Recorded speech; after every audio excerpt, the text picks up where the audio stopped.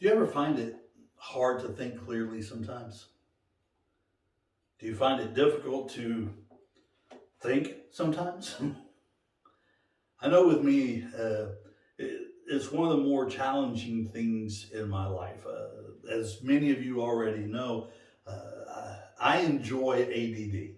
I have ADD, and so a lot of times I have so many thoughts going in my head all at the same time in rapid succession that eventually it gets off track or it gets me going the wrong way or the wrong direction. And so to be able to think about things clearly and to be able to think about things rightly, I find as a big challenge.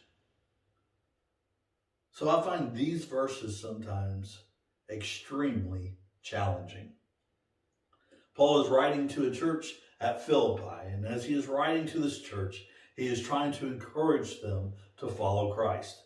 And in following Christ, he says part of what they need to do is think about the right things. Now, look at what he says: whatever is true, whatever is honorable, whatever is right, whatever is pure, whatever is lovely, whatever is commendable, if there's any excellence, anything worthy of praise, well, think about those things.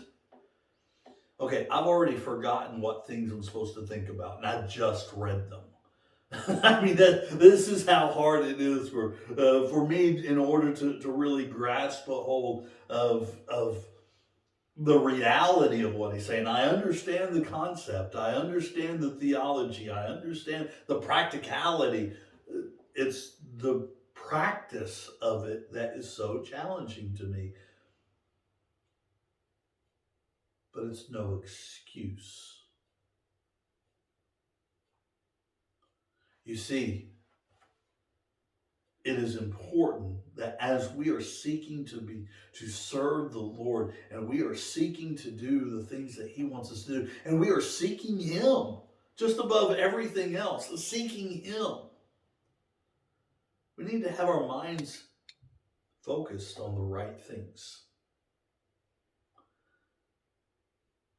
Now, honestly, I find if I fill my life and I fill my heart and I fill my soul with good things, then it's easier for me to think about these things rather than when I fill my heart, my mind, and my soul with the things of the world. And all of a sudden, those troubles and the heartaches and the hurts and all of that comes flooding in. And I start thinking about 1,000 different things that have no bearing on anything, that doesn't matter. And so, as challenging as it is sometimes, it's important that I fill my heart, I fill my mind with good things, things of excellence, the virtue, things like whatever is true and honorable, right, pure, lovely, commendable, especially praise. When I think about all the things I have that are praiseworthy, all the things that God has done for me that are praiseworthy, I can forget the rest of these. If I just focus on, if I could just get that one down, it would take me a long way. He says, think about these things. Why? For as for the things you have learned and received and heard and seen in me, practice these things. And so he moves from just thinking about these things to also doing good things, doing things that are honorable, doing things that are right, doing things that are lovely, doing things that are excellent, doing things that are commendable, doing things that are praiseworthy for God.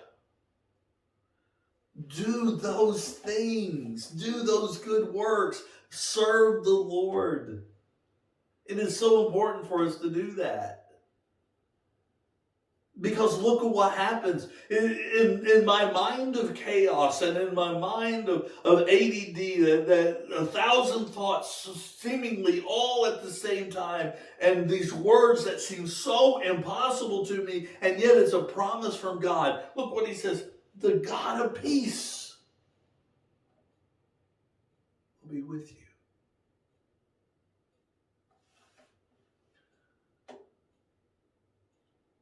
There are a few precious moments that I get that I am able to focus. There are a few precious moments every week that I get that I have such clarity and calmness and peace within my mind. One of those precious moments is when I stand up before you and I open up His Word and I ask the Holy Spirit to speak. And the Lord takes that which is so much of the time for me a curse, and He turns it and He uses it and He molds it, and it becomes a blessing. And there's peace. In the midst of our chaos, He can bring peace.